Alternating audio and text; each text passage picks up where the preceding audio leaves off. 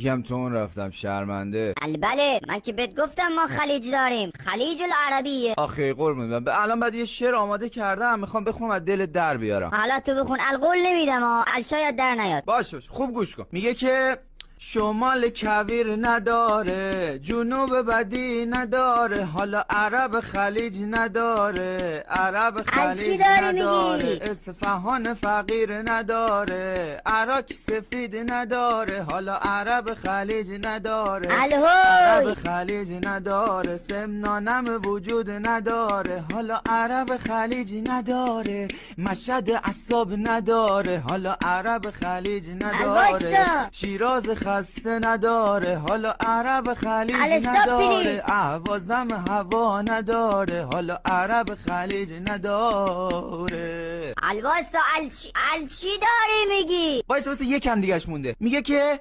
اردبیل گرما نداره، گیلان برنج نداره، حالا عرب خلیج نداره، عرب خلیج نداره، تهران آلودگی نداره، حالا عرب خلیج نداره، بوشهر سرما نداره، حالا عرب خلیج نداره، بندر که جنسی نداره، اصلا قزوین که ترس نداره، عرب خلیج نداره، عرب خلیج نداره.